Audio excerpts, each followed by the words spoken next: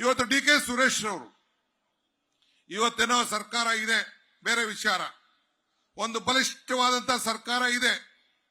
ಈ ಸರ್ಕಾರ ಬರಕ್ಕಿಂತ ಮುಂಚಿತವಾಗಿ ಇವತ್ತು ಡಬಲ್ ಇಂಜಿನ್ ಸರ್ಕಾರ ಬಂದಿತ್ತು. ಕುಮಾರಸ್ವಾಮಿ ಅವರಿಗೆ ಬಿಜೆಪಿನ ದೂರ ಇಡಬೇಕು ಅಂತೇಳಿ ನಾವು ಅವ್ರಿಗೆ ಬೇರ್ಷತ್ತಾಗಿ ಯಾವ ತರದ ಕಂಡೀಷನ್ ಆಗದೆ 5 ವರ್ಷ ತಾವು ಮುಖ್ಯಮಂತ್ರಿ ಆಗಿರಬೇಕು ಅಂತೇಳಿ ಸಿದ್ದರಾಮಯ್ಯನವರ ನೇತೃತ್ವದಲ್ಲಿ ಹೋಗಿ ಗವರ್ನರ್ಗೆ ನಾವು ಅರ್ಜಿಯನ್ನು ಕೊಟ್ಟು ಕುಮಾರಸ್ವಾಮಿ ಅವರು ಮುಖ್ಯಮಂತ್ರಿ ಆಗ್ಲಿ ಅಂತೇಳಿ. ಪಾಪ ಕುಮಾರಣ್ಣ ಉಳಿಸ್ಕೊಳಕ್ ಆಗ್ಲಿಲ್ಲ. ಇಡೀ ನಿಮ್ಮ ಕಾರ್ಯಕರ್ತರು ನೀವೆಲ್ಲ ಹೇಳಿದ್ರಿ, ನನ್ನ ಪಕ್ಷ ಹೇಳ್ತು ನನಗೆ, ಇಲ್ಲ ಇದು ಪಕ್ಷದ ತೀರ್ಮಾನ ನೀನು ಒಪ್ಕೊಳ್ಳೇಬೇಕು ಅಂತೇಳಿ. 85ರಿಂದ ಸತತವಾಗಿ 7 ಬಾರಿ ಅವರ ವಿರುದ್ಧ ಹೋರಾಟವನ್ನು ಮಾಡಿಕೊಂಡು ರಾಜಕಾರಣವನ್ನು ಮಾಡಿಕೊಂಡು ನಾನು ಬಂದಿದ್ದಂತವನು. ಕುಮಾರಸ್ವಾಮಿಯ ಚುನಾವಣೆಯಲ್ಲಿ ನೀವೆಲ್ಲ ಸೇರಿ ನನ್ನನ್ನು ಗೆಲ್ಲಿಸಿದ್ದಂತವ್ರು. ದೇವೇಗೌಡರ ಮೇಲೆ ಹೋರಾಟ, ತೇಜಸ್ವಿನಿಯವ್ರನ್ನ ಅವತ್ತಿನ ಕಾಲದಲ್ಲಿ ಲೋಕಸಭೆಗೆ ಗೆಲ್ಲಿಸಿದಂತವ್ರು ತಾವೆಲ್ಲ. ಇಂಥ ಹೋರಾಟವನ್ನು ಮಾಡಿದ್ರು ಕೂಡ ಪಕ್ಷ ಹೇಳ್ತು ಜಾತ್ಯತೀತ ತತ್ವ ಉಳ್ಕೊಳ್ಬೇಕು ಅಂತೇಳಿ ನಾವು ಮುಖ್ಯಮಂತ್ರಿಯನ್ನು ಮಾಡ್ದು. 2 ಬಾರಿ ಈ ಜಿಲ್ಲೆ ಜನ ದೇವೇಗೌಡರಿಗೆ, ಈ ಜಿಲ್ಲೆಯ ಜನ ನೀವು ಮುಖ್ಯಮಂತ್ರಿಯಾಗಿ ಕಳಿಸಿದ್ರಿ. ದೇವೇಗೌಡರಿಗೆ ಕಾಂಗ್ರೆಸ್ ಪಕ್ಷ ಪ್ರಧಾನಮಂತ್ರಿಯಾಗಿ ಕಳಿಸ್ಕೊಟ್ರು. ಬಿಜೆಪಿ ಅವರು ಸೇರಿ ಇವತ್ತು ನಮ್ಮ ಧರ್ಮಸಿಂಗ್ ಸರ್ಕಾರವನ್ನ ಕಿತ್ತಾಕಿ ಇವತ್ತು ಬಿಜೆಪಿಯವರು ಕೂಡ 1 ಬಾರಿ ಇಲ್ಲಿಂದ ಮುಖ್ಯಮಂತ್ರಿಯಾಗಿ ಕುಮಾರಸ್ವಾಮಿ ಅವ್ರನ್ನ ಕಳಿಸ್ಕೊಟ್ರಿ. ಮತ್ತೆ ನಾವು ಕಾಂಗ್ರೆಸ್ ಪಕ್ಷ ಅವ್ರನ್ನ ಮುಖ್ಯಮಂತ್ರಿಯಾಗಿ ಕಳಿಸ್ಕೊಟ್ಟು ಇವತ್ತು 2 ಬಾರಿ ಇಲ್ಲಿಂದ ಮುಖ್ಯಮಂತ್ರಿ, ತಂದೆ 1 ಬಾರಿ ಮುಖ್ಯಮಂತ್ರಿ, ಕಾಂಗ್ರೆಸ್ನಿಂದ ಪ್ರಧಾನಮಂತ್ರಿ. ಇವತ್ತು ಈ ಕ್ಷೇತ್ರಕ್ಕೆ ಜನತಾದಳ ಅಭ್ಯರ್ಥಿ ಇಲ್ಲದೆ ಇವತ್ತು ಬಿಜೆಪಿ ಅಭ್ಯರ್ಥಿಯನ್ನ ಇವತ್ತು ಅವರ ಕುಟುಂಬದವ್ರಿಗೆ ನಿಲ್ಲಿಸಿದ್ದಾರೆ. ನಮ್ಗೇನ್ ಬೇಜಾರಿಲ್ಲ, ನಮ್ಗೇನು ಹೊಸ್ತೇನಲ್ಲ. ಈ ಹೋರಾಟ, ಈ ಐಕ್ಯತೆ ಇದ್ಯಾವುದು ನಮ್ಗೆ ಹೊಸ್ತೇನಲ್ಲ.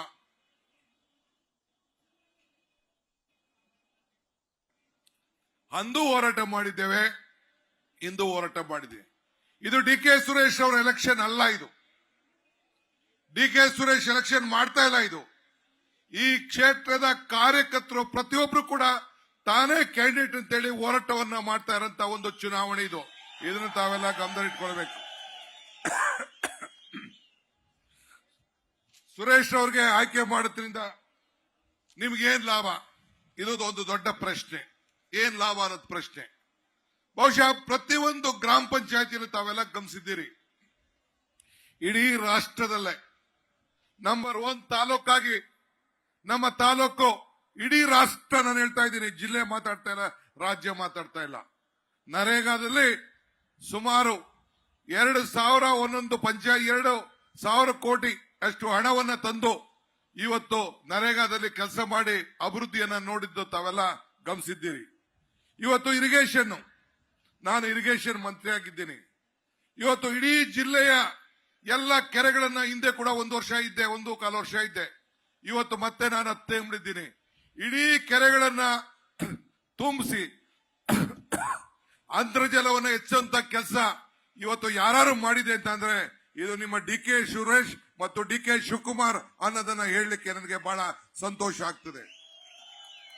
ಇಡೀ ರಾಜ್ಯದಲ್ಲಿ, ಇಡೀ ರಾಜ್ಯ ಬೇಡ, ಇಡೀ ರಾಷ್ಟ್ರದಲ್ಲಿ ಯಾವ್ದಾದ್ರು ಲೋಕಸಭಾ ಕ್ಷೇತ್ರದಲ್ಲಿ ಪ್ರತಿ ಒಂದು ಕುಟುಂಬಕ್ಕೆ, ಪ್ರತಿ ಒಬ್ಬ ರೈತನಿಗೆ, ಇಬ್ಬಿಬ್ರು ರೈತರು ಸೇರಿ ಒಂದೊಂದು ಟ್ರಾನ್ಸ್ಫರ್ ಕೊಟ್ಟಿದ್ದೇವೆ. ಈ ಟ್ರಾನ್ಸ್ಫರ್ ಸುಟ್ಟೋಗುವಂತ ಕಾರ್ಯಕ್ರಮ ಇಲ್ಲ. ಹೈ ವೋಲ್ಟೇಜ್ ಡಿಸ್ಟ್ರಿಬ್ಯೂಷನ್ ಸಿಸ್ಟಮ್ ತಂದಿದ್ದೇವೆ ಅಂತಂದ್ರೆ ಇದು ಬೆಂಗಳೂರು ಲೋಕಸಭಾ ಕ್ಷೇತ್ರದಲ್ಲಿ, ಪಕ್ಕದಲ್ಲಿರುವಂತ ಮಂಡ್ಯದಲ್ಲಿಲ್ಲ, ಪಕ್ಕದಲ್ಲಿರೋ ತುಮಕೂರಲ್ಲಿಲ್ಲ, ಪಕ್ಕದಲ್ಲಿರೋ ಕೋಲಾರಲ್ಲಿಲ್ಲ, ಇಡೀ ರಾಜ್ಯದಲ್ಲಿಲ್ಲ, ಇಡೀ ದೇಶದಲ್ಲಿಲ್ಲ. ಇದು ನಿಮ್ಮ ಲೋಕಸಭಾ ಕ್ಷೇತ್ರದಲ್ಲಿ ಈ ರೈತರ ಬದುಕಿಗೆ ಹಸ್ತ ಮಾಡಲಿಕ್ಕೆ ಇವತ್ತು ಇಂತಹ ಕಾರ್ಯಕ್ರಮನ ಇವತ್ತು ನಾವು ಮಾಡ್ಕೊಂಡು ಬಂದಿದ್ದೇವೆ.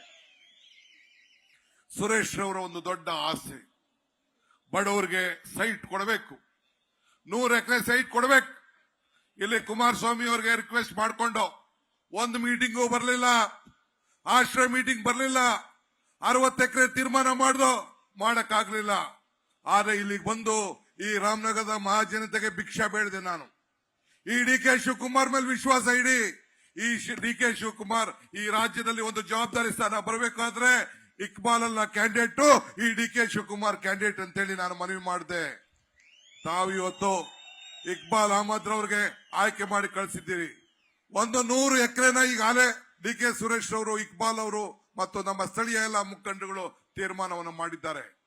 ಸುಮಾರು 100 ಎಕರೆಯಲ್ಲಿ ಈ ರಾಮನಗರದಲ್ಲಿ, ಕನಕಪುರದಲ್ಲಿ ಯಾವ ರೀತಿ ನಾನು ಸೈಟ್ ಹಂಚಿದ್ದೀನೋ, ಮಾಗಡಿಲಿ ಯಾವ ರೀತಿ ಸೈಟ್ ಹಂಚಬೇಕು ಅಂತ ಯೋಚನೆ ಮಾಡಿದ್ದೇವೋ, ಇವತ್ತು ಕುಣಿಗಲಲ್ಲಿ ಮಾಡಬೇಕು, ಅದೇ ರೀತಿ ರಾಮನಗರದಲ್ಲೂ ಕೂಡ 100 ಎಕರೆಯಲ್ಲಿ ಬಡವರಿಗೆ ಉಚಿತವಾಗಿ ಸೈಟ್ ಅನ್ನ ಹಂಚುವಂತ ಕಾರ್ಯಕ್ರಮವನ್ನ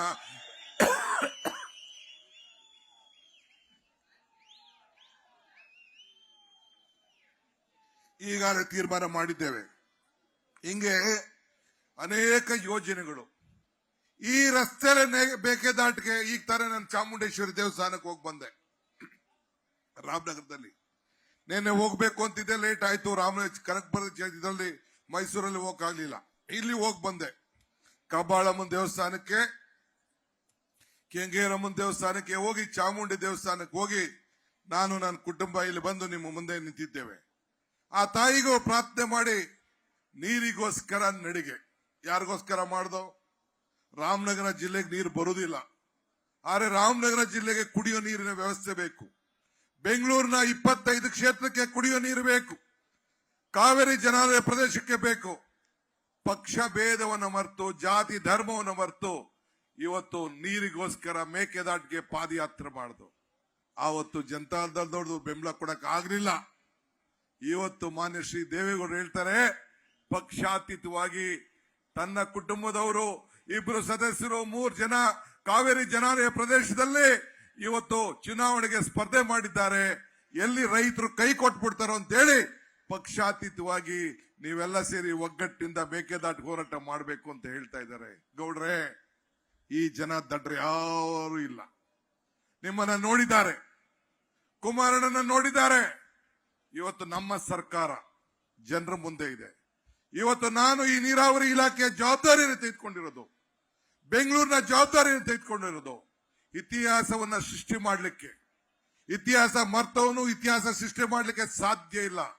ಈ ಮೇಕೆದಾಟನ್ನ ಯೋಜನೆ ನ್ಯಾಯಾಲಯದಲ್ಲಿ ನಮಗೆ ನ್ಯಾಯ ಸಿಗ್ತದೆ.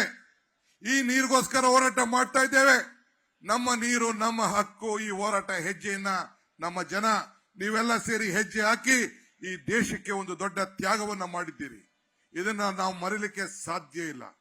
ಇವತ್ತು ಈ ಯೋಜನೆ ಈಗಾಗಲೇ ನನ್ನ ಕಚೇರಿ ತಯಾರಾಗಿದೆ. ಮೇಕೆದಾಟು ಯೋಜನೆ ಕಚೇರಿ ಅರಣ್ಯ ಭೂಮಿಗೆ ಈಗಾಗಲೇ ಅರಣ್ಯ ಭೂಮಿಯನ್ನು ಹಸ್ತಾಂತರ ಮಾಡಲಿಕ್ಕೆ ನಾವೆಲ್ಲ ಕಾರ್ಯಕ್ರಮವನ್ನು ರೂಪಿಸಿದ್ದೇವೆ. ಇದು ಕಾವೇರಿ ಜನಾಲಯ ಪ್ರದೇಶದ ಎಲ್ಲ ಜನರಿಗೂ ಕೂಡ ಅನುಕೂಲ ಮಾಡುವಂತಹ ಒಂದು ಯೋಜನೆಯನ್ನ ನಾವು ಮಾಡೇ ಮಾಡ್ತೀವಿ. ಅದಕ್ಕೆ ಚಿಂತನೆ ಮಾಡೋದು ಬೇಡ. ನ್ಯೂಸ್ ಫಸ್ಟ್ ನಿರ್ಭೀತಿಯಿಂದ ನಿಮ್ಮ ಪರವಾಗಿ.